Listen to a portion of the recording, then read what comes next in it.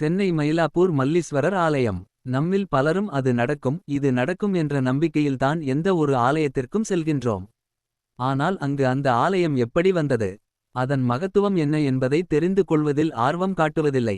ஒரு ஆலயத்துக்குச் சென்றால் அதன் தலவரலாற்றை தெரிந்து கொண்டு வழிபடுவதின் மூலம் நம்பிக்கைகள் இன்னமும் ஆழமாக பதியும். அதன் விளைவாக எழுந்ததே இந்த சுருக்கமான தலவரலாறு. சென்னையில் காஸ்யபர், அகஸ்தியர், பிருகு போன்ற பல முனிவர்கள் வழிபட்ட சில முக்கியமான சிவஸ்தலங்கள் உண்டு. அந்த காலத்தில் இந்த இடம் தொண்டை மண்டலம் என அழைக்கப்பட்டதாம். மேலும் இங்குதான் சிவபெருமானிடம் பல முக்கியமான புராண நாயகர்கள் அருள் பெற்ற பல முக்கியமான நிகழ்ச்சிகள் நடந்துள்ளன. ஒரு முறை சிவபெருமான் பார்வதியை மணந்து கொண்டார். பலமுறை பல்வேறு ரூபங்களிலும் அவதாரங்களிலும் சாப விமோசனம் அடைந்த பார்வதியை சிவபெருமான் மீண்டும் மீண்டும் பல சந்தர்ப்பங்களில் மணந்து கொள்ள வேண்டி இருந்தது. திருமணம் ஆனவுடன் ஆலயம் உள்ள இடத்தில் வந்து தங்கினார்கள். பார்வதி தேவி தனக்கு மல்லிகை பூ மிகவும் பிடிக்கும் என கூறியதினால் தற்போது ஆலயம் உள்ள இந்த இடத்தில் வந்து தங்கினாராம்.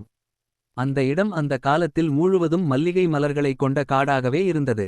அவள் தினமும் மல்லிகை பூக்களினால் ஆன மாலையை அணிந்து கொண்டு சிவபெருமான் முன் நின்று நடனம் ஆடுவாளாம். ஆகவே அவளை மல்லீஸ்வரி என அழைத்தாராம். அப்போது அயோத்தியாவில் பிரதான் என்ற மன்னன் ஆண்டு வந்தான். அவனுடைய மகளுக்கு வெகு காலம் திருமணம் ஆகவில்லை. ஆகவே அவன் பிறகு முனிவருடைய அறிவுரையை ஏற்று மல்லீஸ்வரர் உள்ள இந்த இதத்திற்கு வந்து நாகதோஷத்தை விலக்கி அவளுடைய திருமண தடையை விலக்க வேண்டும் என சிவபெருமானை துதித்தபடி கடுமையான தவத்தில் இருந்தார்.